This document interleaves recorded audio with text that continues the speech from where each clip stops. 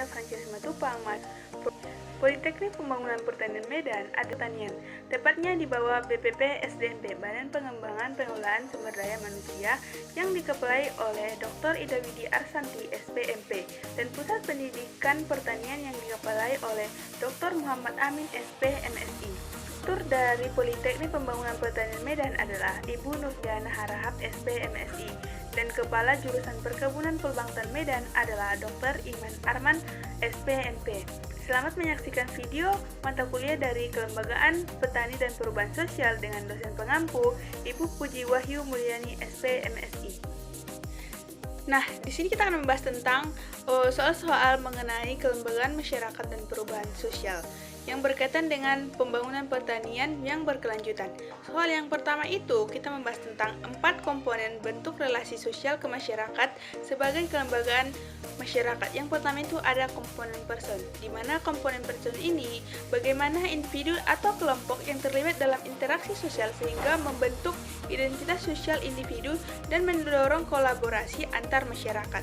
Yang kedua itu ada komponen kepentingan, di mana orang-orang tersebut pasti terikat oleh suatu kepentingan dan tujuan sehingga harus terus berinteraksi dengan orang lain. Yang ketiga itu ada komponen aturan, di mana setiap lembaga atau kelembagaan mengembangkan seperangkat kesepakatan yang dipegang secara bersama sehingga seseorang dapat menduga apa perilaku orang lain dalam lembaga tersebut.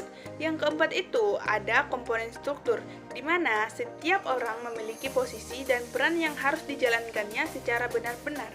Orang tidak akan bisa merubah posisinya dengan kemauannya sendiri. Bahasan yang kedua itu, kita akan membahas tentang mengapa pembangunan pertanian disebut sebagai upaya perubahan sosial dan berikan contohnya. Nah, di sini mengapa pembangunan pertanian itu disebut sebagai perubahan sosial? Pembangunan pertanian disebut sebagai upaya perubahan sosial karena di dalamnya terdapat peningkatan kesejahteraan dan pengembangan sumber daya manusia baik secara ekonomi, sosial budaya, dan lingkungan melalui perbaikan, pertumbuhan, dan perubahan. Juga karena adanya perubahan dari pertanian dengan cara tradisional ke pertanian lebih modern yang menggunakan teknologi sehingga adanya perubahan modernisasi pertanian yang menciptakan kesejahteraan masyarakat dan meningkatkan ekonomi petani. Contohnya itu ada modernisasi pertanian menggunakan teknologi berbasis GIS, irigasi pintar, pertanian organik untuk meningkatkan kesadaran akan kesehatan dan lingkungan sehingga meningkatkan produksi pangan dan memberikan dampak yang positif bagi perubahan sosial bagi masyarakat dan petani dan keluarganya. Ketiga, kita akan membahas bagaimana dinamika perkembangan kelompok tani dan kelembagaan petani, apa peluang dan tantangan gerakan kolektif melalui program Brigade Pangan di Indonesia. Nah, di sini kita akan membahas dinamikanya dengan membentuk kelembagaan petani seperti program Mentan saat ini Brigade Pangan untuk dapat mengorganisir petani dalam kelompok yang saling mendukung juga membantu dalam akses informasi, teknologi, dan akses pasar. Membuat pelatihan dan penyuluhan untuk meningkatkan pengetahuan dan keterampilan petani yang baik, memilih kepengurusan, penetapan aturan, perencanaan kegiatan, dan proses pengambilan keputusan. Adapun dari peluang pembentukan dinamika perkembangan kelompok tani ini adalah 1. Peningkatan kemandirian pangan agar dapat meningkatkan produksi dan produktivitas tanaman. Dan adapun setelah adanya peluang ini tentu saja ada tantangan. Yang pertama itu banyak petani masih gaptek terhadap penerapan teknologi saat ini, keterbatasan modal petani dan akses sumber daya. Banyak petani masih bertahan dengan metode tradisional karena keterbatasan pengetahuan dan pelatihan. Yang keempat, kita akan membahas bagaimana proses pembentukan dan peningkatan kapasitas kelembagaan petani dan kelembagaan ekonomi petani yang diinisiasi dalam program Brigade Pangan. Nah, proses pengembangan atau pembentukan kelembagaan petani dengan menentukan pemilihan kepengurusan, siapa yang berminat dalam program Brigade Pangan tersebut, lalu mengidentifikasi kebutuhan para petani dan anggotanya, mengevaluasi kegiatan pertanian sebelumnya agar kegiatan selanjutnya itu dapat berjalan dengan baik. Selanjutnya itu menetapkan aturan-aturan dan kesepakatan bersama, proses perencanaan kegiatan kelompok secara partisipatif, dan proses pengambilan keputusan.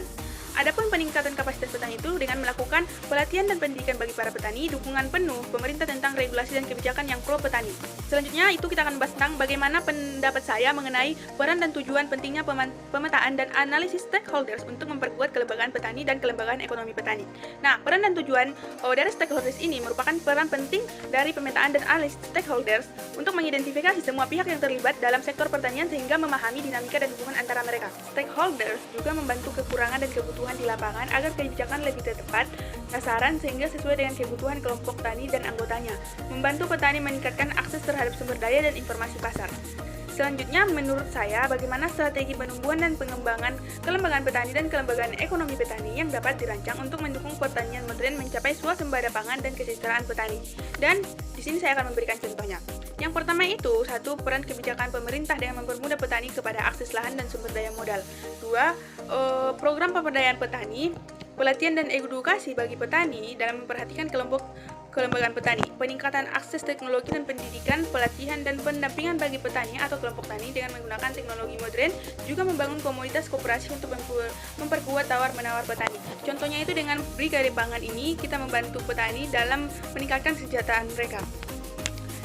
Setelah kita membahas tentang soal-soal teori mengenai kelembagaan petani, nah di sini kita akan membahas tentang studi kasus yang diberikan oleh Ibu Susi Wahyu Mulyani. Menurut yang pertama itu, apabila saya ditempatkan sebagai penyuluhan pertanian yang diminta untuk menginisiasi pembentukan kelembagaan petani atau kelembagaan ekonomi petani pada komunitas perkebunan strategis bisa seperti kelapa sawit, kopi atau kakao, karet dan kelapa di Kabupaten X, strategi dan langkah-langkah apa yang dapat dipersiapkan dalam upaya pencapaian target tersebut. Di sini saya mengambil studi kasus di perkebunan kopi. Pertama, atau strategi langkah-langkah yang saya persiapkan jika saya seorang penyuluh untuk mencapai target saya adalah melakukan observasi atau survei di lapangan terlebih dahulu mengenai daerah yang akan disuluh, menyesuaikan diri sebagai penyuluh di daerah orang lain dengan menghormati budaya dan adat istiadat di sana, mendekati dan bertanya kepada kepala desa atau kepala adat mengenai kebiasaan di sana. Lalu mengadakan pertemuan dan diskusi dengan warga sekitar, petani agar dapat mendapatkan masukan, lalu membentuk anggota tim kelembagaan petani dimulai dengan pemilihan ketua kelompok yang bersedia dengan sukarela tanpa adanya paksaan. Lalu menetapkan aturan-aturan yang harus dipatuhi dan ditaati semua yang terlibat dalam kelembagaan petani tanpa membeda-bedakan jabatan baik anggota dan ketua kelompok. Lalu merencanakan atau membuat langkah strategis bahwa kopi sedang dibutuhkan oleh masyarakat dunia atau internasional yang lagi booming dan menerapkan GAP pada kopi agar hasil produksi maksimal. Lalu, di sini saya akan menjelaskan tentang kelembagaan yang sudah dibentuk dari pemilihan kepengurusan, penetapan aturan, proses perencanaan kegiatan kelompok, ataupun proses pengambilan keputusan. Di sini kita akan membahasnya yang satu persatu. Yang pertama itu ada mekanisme pemilihan kepengurusan dalam kelembagaan petani. Biasanya dimulai dengan pemilihan ketua dan anggota bagi yang bersedia dengan sukarela. Memilih waktu dan tempat pemilihan kepengurusan, melakukan pemungutan suara, menghitung suara terbanyak, dan serah terima jabatan.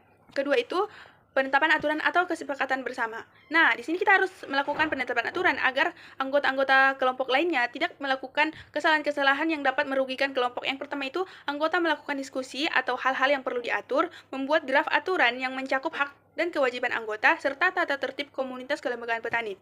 Bermusyawarah yang membahas mengenai rancangan dan mendapatkan masukan dari anggota. Dan selanjutnya, ketika semua sudah disepakati oleh tata tertib tersebut, maka penandatanganan kesepakatan aturan. Jika dilanggar, maka akan mendapatkan sanksi.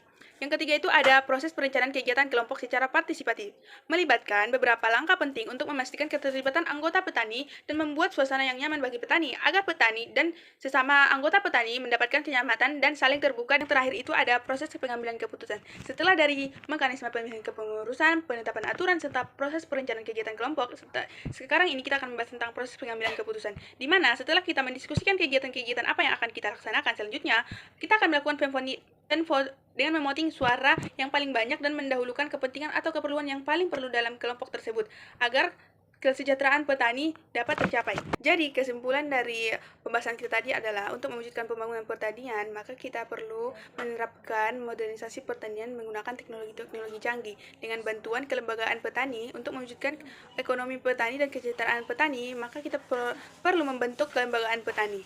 Demikianlah video dari saya, lebih dan kurangnya saya mohon maaf. Wassalamualaikum warahmatullahi wabarakatuh.